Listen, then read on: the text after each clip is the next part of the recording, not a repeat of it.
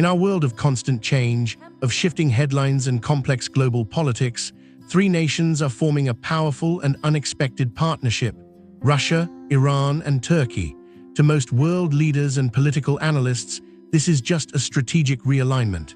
They see a response to sanctions, a play for regional power, a marriage of convenience. But what if there's another way to look at all of this? What if the alliance taking shape today isn't new at all, but is actually a story that's thousands of years old? What if this very specific alignment of nations was written down with incredible detail more than 2,600 years ago?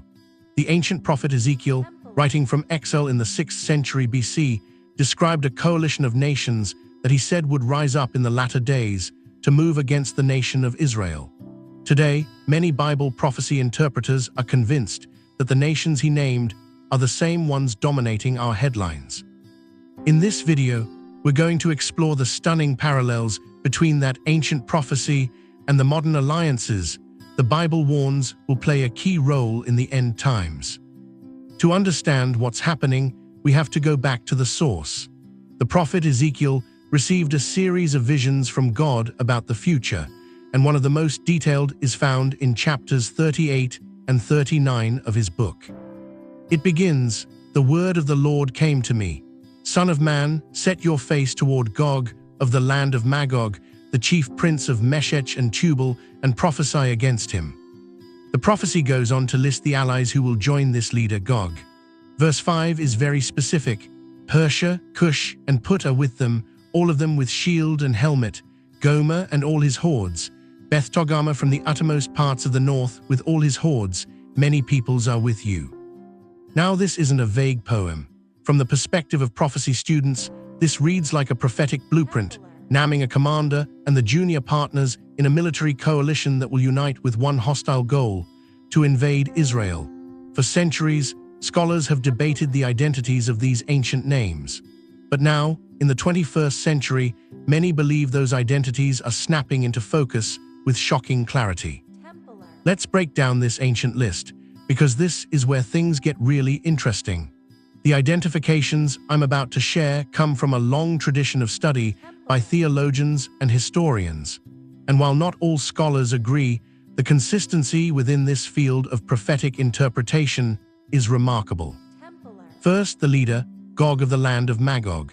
The 1st century Jewish historian Josephus identified the people of Magog as the Scythians, tribes who roamed the territories north of the Black and Caspian Seas.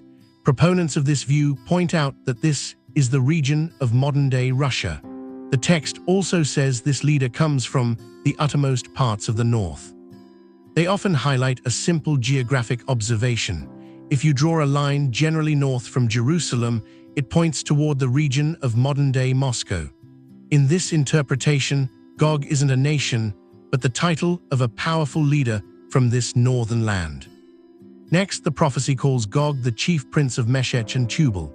For years, prophecy teachers have noted the phonetic similarity between Meshech and Moscow, and Tubal and the Russian city of Tobolsk. Now, mainstream linguistics doesn't support a direct connection, and many historians place Meshech and Tubal in ancient Anatolia or modern Turkey. But for those who study prophecy, this phonetic echo is a fascinating piece of the puzzle. The name Rosh is probably the most debated. Most modern Bibles translate the Hebrew word Rosh as chief, giving us the phrase chief prince. However, the Septuagint, the ancient Greek translation of the Old Testament, treated it as a proper name, Rose. This led some influential scholars, like the 19th century lexicographer Wilhelm Gesenius, to identify Rosh as the ancestors of the Rus or the Russians. While most contemporary Hebrew scholars disagree and favor the chief translation, the interpretation of Rosh as Russia has been a cornerstone of this prophetic view for over 150 years. Now for the allies, and this is where the modern headlines become impossible to ignore. The first nation listed is Persia. This is one of the easiest and most undisputed identifications in all of biblical prophecy.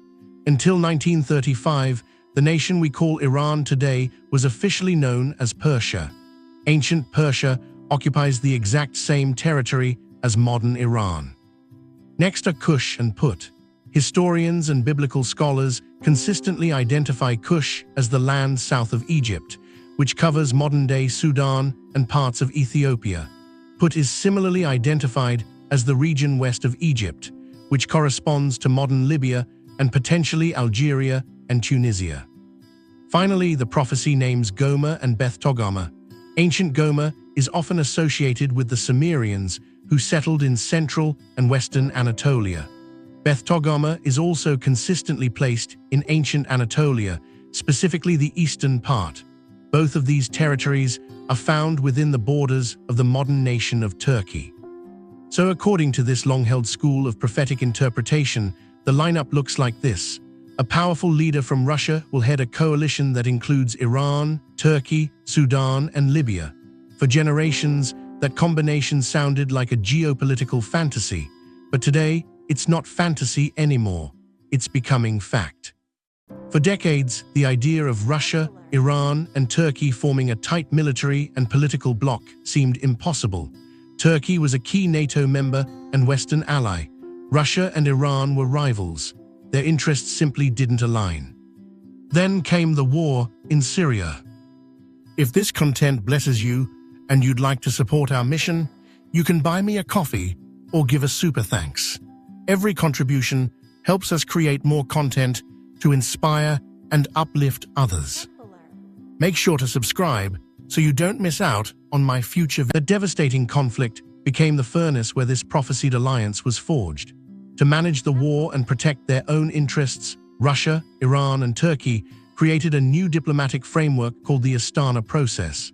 Starting in 2017, the leaders of these three nations began meeting regularly to coordinate their actions, creating a powerful new track that often took precedence over Western and UN-led efforts. While it's been a relationship of competitive cooperation, the Astana platform created the very habit of trilateral action that prophecy watchers believe Ezekiel described. This diplomatic track is now being reinforced with hard strategy. In January 2025, Russia and Iran signed a major 20-year comprehensive strategic partnership treaty, formalizing deep cooperation in political, economic, and military fields. While the full military details remain secret, this landmark agreement came after Iran supplied Russia with critical military hardware for its war efforts, and it's widely seen as solidifying their alignment against the West. By December 2025, their foreign ministries had already signed a follow-up roadmap to deepen their cooperation. And what about Turkey? Its role is complex. Turkey is still in NATO, but its relationship with the West is strained. At the same time, its ties to Russia and Iran have grown stronger, while its relationship with Israel has become openly hostile. As one analyst described it in early 2026, the relationship has moved from alienation to strategic rivalry. Tensions have soared over Gaza and energy rights, leading Turkey to impose a trade boycott on Israel. While Ankara still competes with Moscow and Tehran, the overarching trend that prophecy watchers point to is one of strategic convergence and a shared antagonism toward Western and Israeli interests. In fact, many analysts now openly refer to the Turkey-Russia-Iran nexus as a defining feature of the region's geopolitics. This is the core of the Ezekiel 38 alliance, a trio of powerful nations forming before our eyes. But the prophecy doesn't stop with the big three.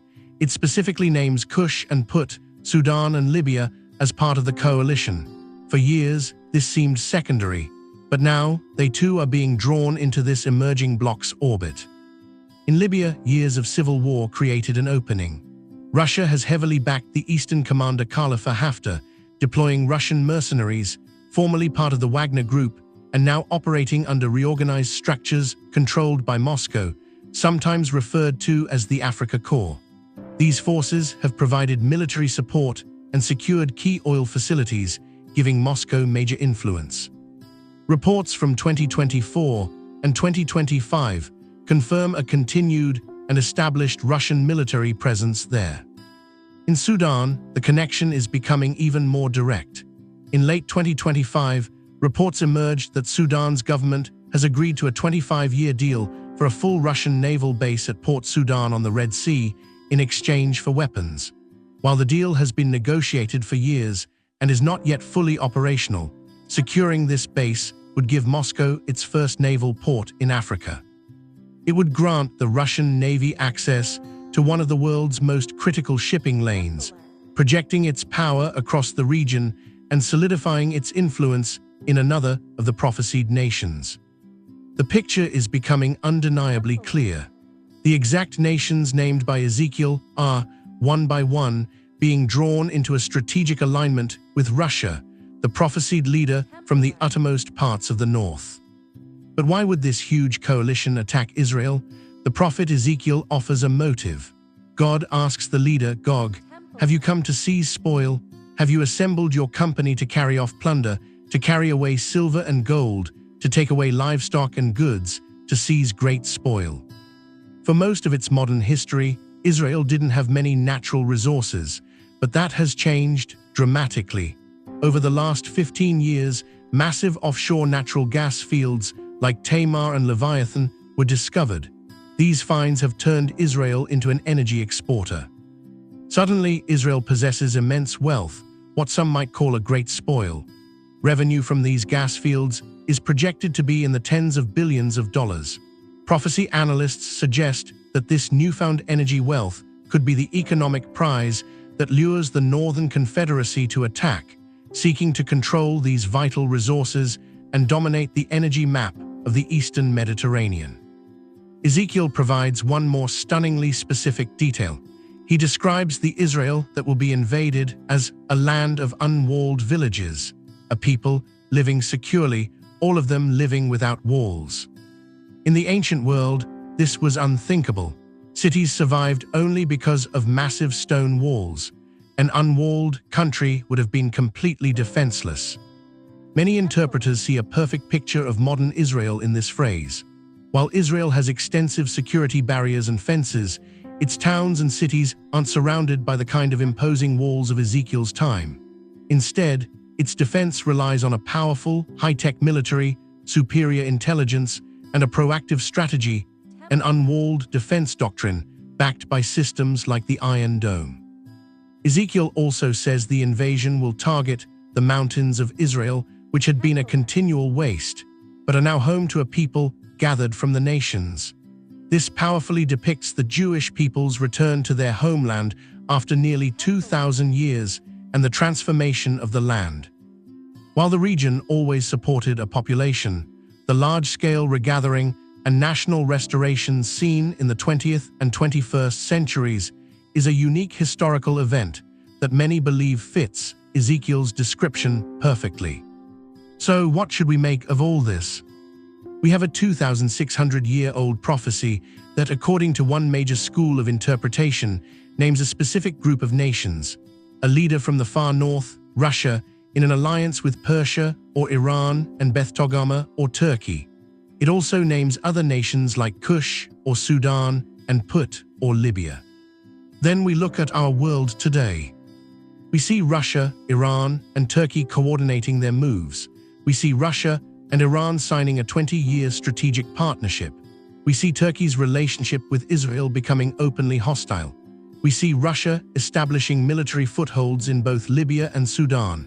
And we see an Israel regathered in its ancient land that now possesses a great spoil of natural gas wealth. The parallels are not vague. They are specific, numerous, and unfolding now. This isn't about setting dates. It's about recognizing that the global stage is being set in a way that astonishingly aligns with what the prophet Ezekiel described thousands of years ago. For many, the Bible's prophecies are not just ancient history, they are a lens for understanding the present. The purpose of prophecy isn't to scare us, but to prepare us. It can be seen as a signpost and an invitation to look beyond the chaos of daily headlines to a bigger picture. If you found this analysis insightful, please subscribe for more on how world events connect to these ancient texts. Share this video with others who are asking questions about the times we're living in. And most importantly, we encourage you to read the book of Ezekiel for yourself.